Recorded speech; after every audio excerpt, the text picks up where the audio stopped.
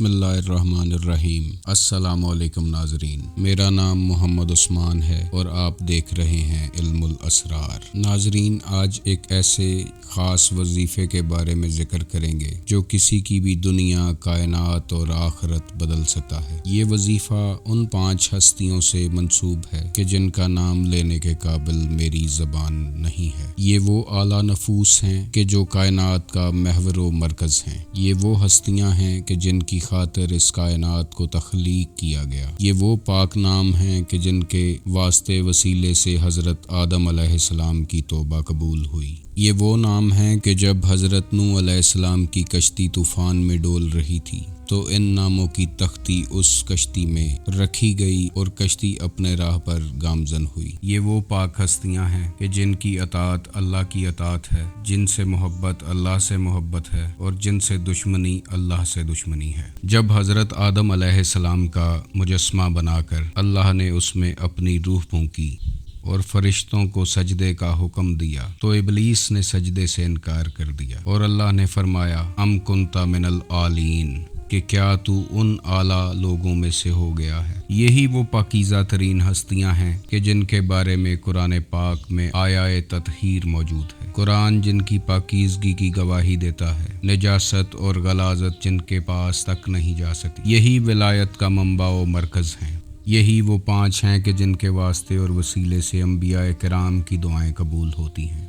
यही 5 हस्तियां अगर किसी की तरफ निगाह करम फरमा दें तो उसकी नस्लें संवर जाती हैं। पंजतन पाक की तवज्जो हासिल करने का एक ख़ास वजीफ़ा आज इस वीडियो में आपको बताएंगे। वीडियो को लाइक कीजिएगा, शेयर कीजिएगा और चैनल को सब्सक्राइब कीजिएगा ताकि आने वाली वीडियोज़ का नोटिफिकेशन आपको मिलता रहे। नाजरीन, सबसे पहले ये जान लेना बहुत ज़रूरी है कि इनकी तख्लीक और आम इंसान की तख्लीक में बहुत फ़र्क है। हज़रत अली अलैहिस्सलाम का फरमाने आली शान है कि ना हम तुम्हारी तरह आते हैं और ना हम तुम्हारी तरह जाते हैं। हम जन्म देते ही नमाज पढ़ने वालियों की औलाद हैं, तो इनका दुनिया में आना या जाना हम आम इंसानों से बिल्कुल अलग है, जिसका आम इंसान को ज़्यादा शऊर नहीं है। अल्लामा मोहम्मद इकबाल फरमाते हैं कि अदब गाहीस्त ज़ेरे आसमां अज अर्श नाजुकर, नफस गुम कर दामी आयत जुनेदो बा यजीदी जा। यानी आसमान के नीचे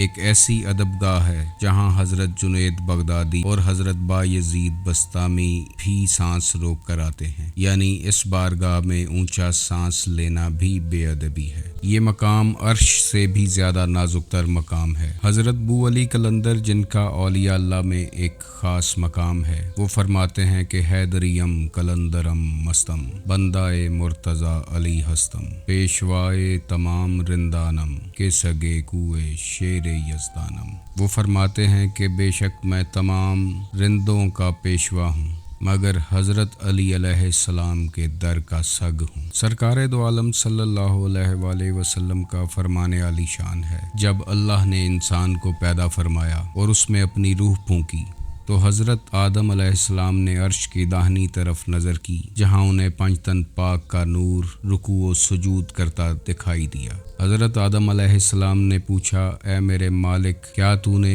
मुझसे पहले किसी को मट्टी से पैदा फरमाया है? तो अल्लाह ने फरमाया कि नहीं। फिर हज़रत आदम अलैहिस्सलाम ने पूछा कि ये अशख़ास कौन हैं जिन्हें मैं अपनी हैयत और सूरत में देख रहा हूँ? अल्लाह ने फरमाया कि ये तेरी औलाद में 5 हस्तियाँ ऐसी हैं कि जिस चीज़ से तुझे खलक फरमाया ये उससे खलक नहीं किए गए। इनके लिए मैंने 5 नाम मुंतखब किए हैं और अगर ये 5 ना होते तो मैं जन्नत, दोज़ख, अर्श, कुर्सी, आसमान, ज़मीन, फरिश्ते, जिन्नों, इंस, कायनात की कोई चीज़ ना बनाता। बस मैं महमूद हूँ और ये मोहम्मद सल्लल्लाहु अलैहि वसल्लम है। मैं आली हूँ और ये अली अलैहिस्सलाम है। मैं फातिर हूँ और ये फातिमा सलामुल्लाह अलैहा है। मैं एहसन हूँ और ये हसन अलैहिस्सलाम है। मैं मोहसिन हूँ और ये हुसैन अलैहिस्सलाम है। मुझे अपनी ज़ात की कसम है, कोई ज़र्रा बराबर भी इनका बुग़्ज़ लेकर मेरे पास आएगा तो मैं उसे ज़रूर दोज़ख में धकेलूँगा और मुझे इसकी कोई परवाह भी नहीं है। حضرت آدم علیہ السلام نے یہی نام عرش کی ساکھ پر دیکھے اور انہی کے واسطے وسیلے سے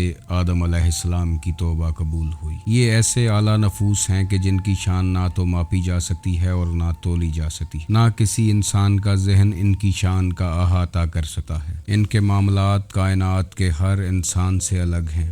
یہ وہ لوگ ہیں کہ جنہوں نے بشری لبادہ اوڑھ کر بشریت کو عزت و تکریم سے نوازا، اور جو لوگ انہیں چھوڑ کر صرف عبادت کے پیچھے بھاگ رہے ہیں تو ان کے لیے جاننا بہت ضروری ہے کہ روئے زمین پر جتنی عبادت ابلیس نے کی شاید ہی کسی فرشتے نے کی ہو، جتنے رکوع و سجود اس نے کیے شاید ہی کسی ساجد نے کیے ہوں، لیکن ابلیس عزت و تکریم ادب کے معاملے میں پیچھے رہ گیا۔ اس کی ساری عبادت اس کے منہ پہ مار دی گئی اور روندہ درگاہ ہوا۔ ایک بہت مشہور واقعہ جو آپ سب نے سن رکھا ہوگا، سرکار دو عالم صلی اللہ علیہ وآلہ وسلم نماز کے دوران امامت کروا رہے تھے۔ جب وہ سجدے میں گئے تو آپ کے دونوں نواسے حضرت امام حسن اور امام حسین علیہ السلام آپ کی کمر پر سوار ہو گئے۔ اتنے میں حضرت جبرائیل علیہ السلام اللہ کا پیغام لے کر نازل ہوئے کہ سجدے کو مزید لمبا کر دیجیے جب تک یہ بچے خود نہ اتریں، انہیں زبردستی نہ اتارا جائے۔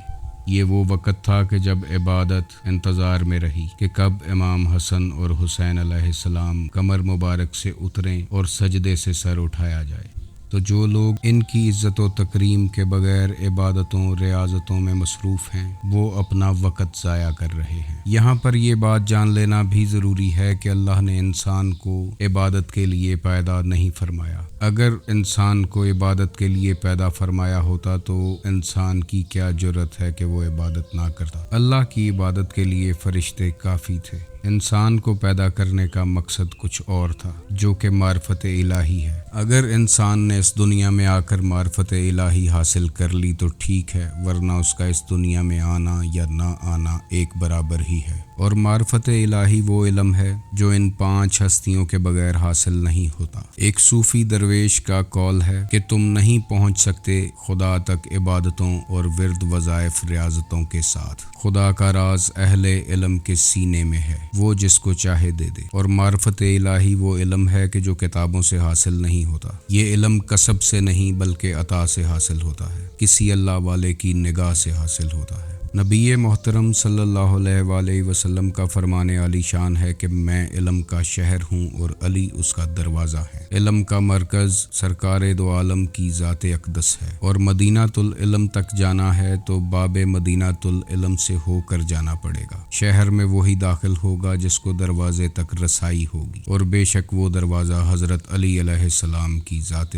مبارک ہے۔ علامہ اقبال فرماتے ہیں کہ اگر اپنے آپ کو پہنچا سکتے ہو تو حضرت محمد صلی اللہ علیہ وآلہ وسلم کی ذات پاک تک پہنچاؤ کہ وہی دین ہے۔ علامہ اقبال نے بہت بڑا جہان چند الفاظ میں بند کر دیا۔ ایک شعر جو آپ نے بچپن سے ہی سنا ہوگا اور کتابوں میں پڑھا ہوگا، اس شعر میں ایک شرط موجود ہے، اور وہ شرط یہ ہے کہ کی محمد سے وفا تو نے تو ہم تیرے ہیں، اور اگر ایسا کرنے میں کوئی کامیاب ہو گیا تو یہ جہاں چیز ہے کیا، لوح و قلم تیرے ہیں۔ سلطان العارفین حضرت سخی سلطان باہو فرماتے ہیں کہ میں حسنین کریمین کے قدموں کی خاک ہوں، انہی کی خاک پاک کے صدقے اللہ نے معرفت کو مجھ پر تمام فرما دیا ہے۔ ناظرین ایک بات جان لیں کہ ابلیس کوئی چور، ڈاکو، زانی، شرابی یا کوئی چرسی بھنگی نہیں تھا، بلکہ بہت بڑا عبادت گزار تھا، فرشتوں کا سردار تھا۔